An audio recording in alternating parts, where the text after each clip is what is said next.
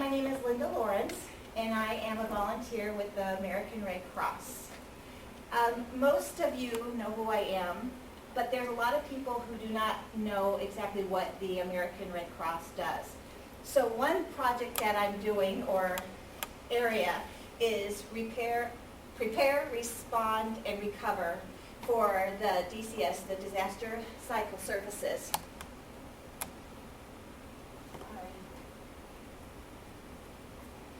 The American Red Cross, whenever they have a disaster, they make sure that they shelter people, help them, and it depends on how many people, of course, you need to get a shelter for, but you'll have a shelter, they feed, they provide emotional support.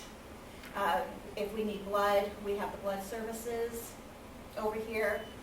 The Red Cross is a not-for-profit organization, and so we depend on the communities, the businesses, the individuals to help us to be able to do this kind of work for our community. Let's go to prepare. What do you think that the Red Cross does to prepare families, individuals, and businesses? Anybody? Julio. Julio has his hand raised. I believe they try and educate the communities and businesses. That's correct. How would they do that? Probably offering like preparedness education presentations. Exactly. I've seen pamphlets and stuff like that around that tell you how to, what kinds of things to have. Exactly. Just like a kit. Yes. The Red Cross kit. That is something that everyone should have at their house, is a kit. A kit that's ready for whenever you have a disaster, no matter what kind of disaster it is. Do you know how much, if you have a disaster, if you have no water, how much water per person you should have? 1 gallon per person. So if you have a family, and that's per day. So if you have a family of 5, and you need to prepare for 3 days, you need to do 5 times 3, so 15 gallons. But if you have pets, they need water too. You don't want to give them your water, because that gallon is strictly for you.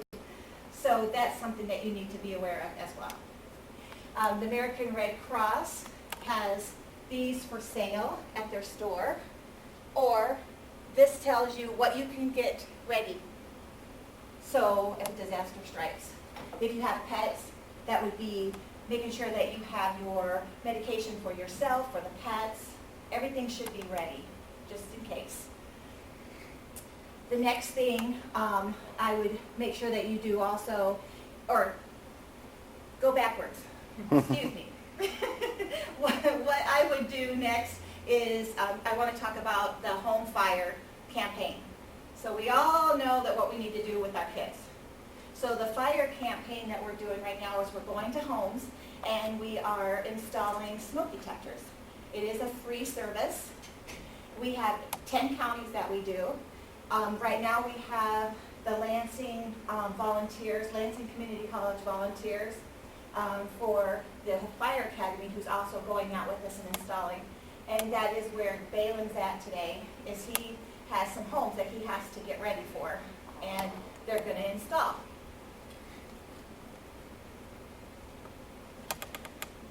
Being prepared, I just want to touch base really quickly on this. Being prepared. People don't realize that you only have 2 minutes in a fire to get out of your house. So making sure that if you get with your family, practice your 2-minute drill, find a place outside where you're going to meet. That's very important, because there's too many times that people go around the homes and thinking that their loved one's in the house when they're actually next door or maybe in the street. It's just too busy to not have a plan.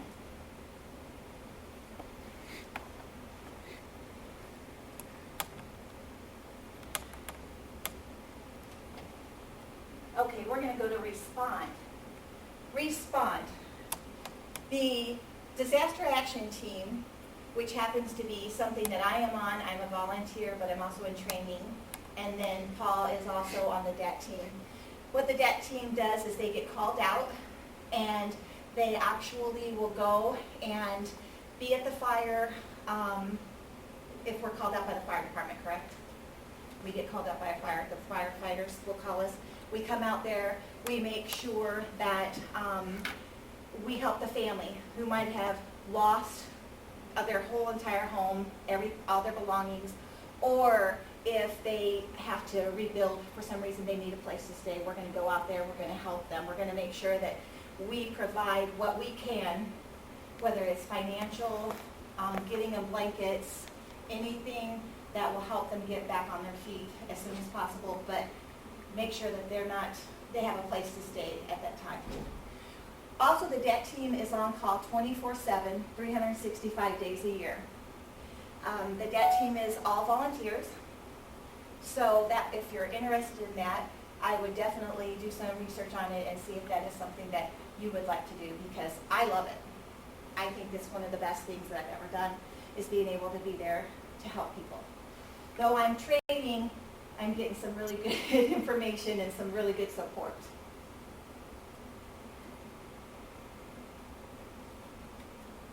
Okay, and in the recovery, how we can help after a disaster.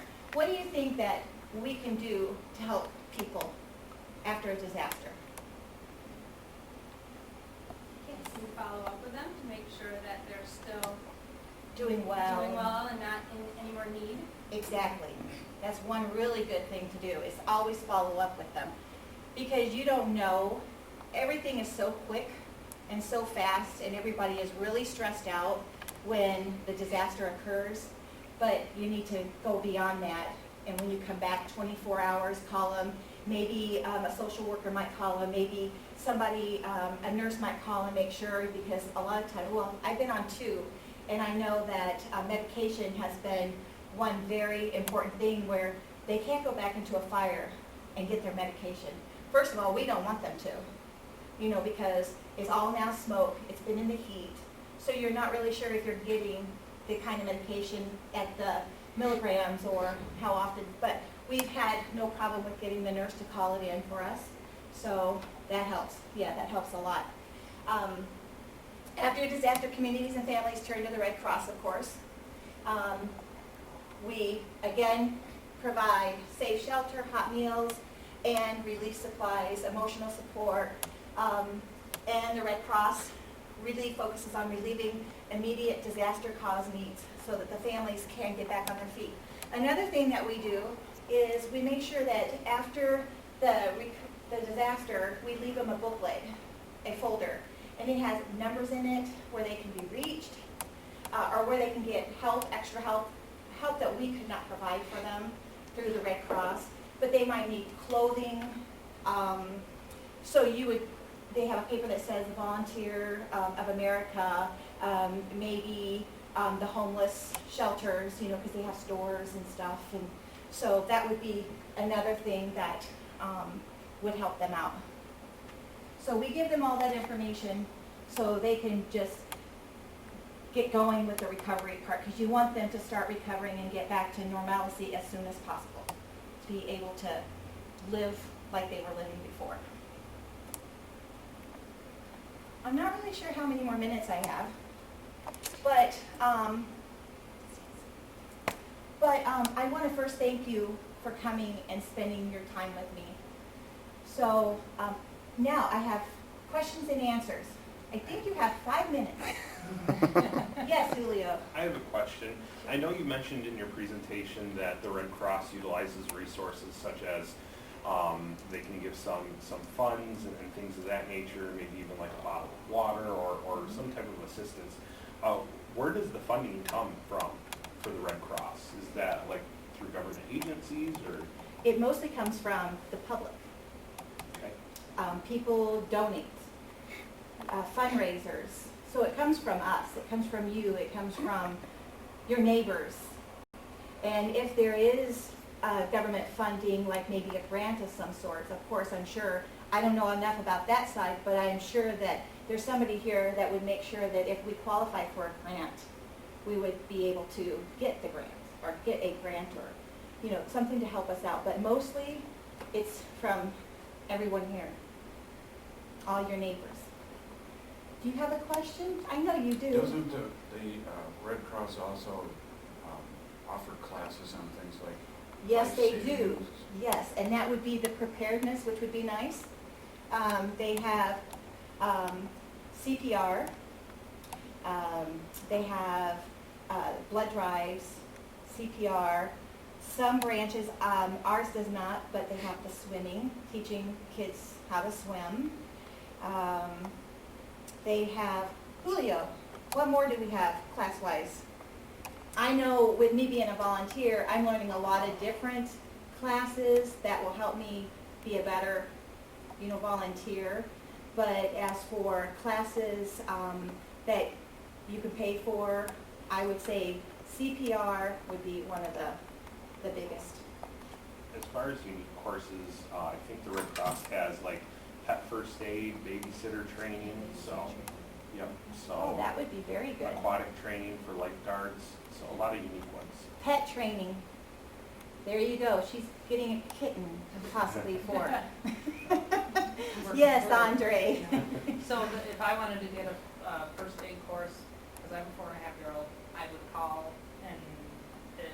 You can call the Red Cross, Red Cross and- let them know that you want a CPR for children, because you have children, you have elderly, And it's free CPR. as far as. I don't know. If you're a volunteer, it is, we can do a code, but if you're not a volunteer, then there's There's that a charge, charge. but it's worth the charge. It's worth the charge to know what you're doing. It would be worth the Yeah. charge, yes. Okay. Thank Yes. you. Any other questions? I would just like to say, you could look at it the other way and say it might be worth your while to become a volunteer to save money on the class. Yeah, well, I guess I need to figure out how much courses too, and become a volunteer as well. And we could probably get you a paper that has what the Red Cross actually gives for classes and stuff, with maybe the prices before you leave, and make sure that, you'll be able to do that. I have a question.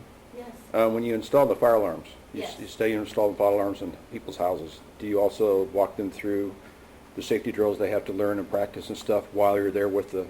That's a good question. Okay. Yes, we do. Yes, we do. We actually have 3 people usually that goes. We have the installer, the assistant to the installer, and then we have another person that fills out all the paperwork with the client. And then we also give them a paper that shows what, like a checklist of what we want them to do. We want them to check their batteries every year in their current, because some of the smoke detectors are still up there and they've only been like 2 or 3 years old. But we still want them to check the batteries like every year. We want them to, we'll let them know what not to do, like frying pans. Don't leave a frying pan on the stove cooking. How to make an escape plan with your family. So we do have a big checklist. So the escape plan with the family, do you actually walk them through it while you're there? You ask them, how do you plan on exiting the building? We ask or? them if they have one. Okay. Yes. But we don't all get together and then run outside with them. Why and then, yeah. That's up to them. So any other questions? Well, thank you very much. I appreciate it. Thank you, Linda. Thank you. Thank you. 1355. I could talk and nap for like a minute before we submit it tonight. You can do what?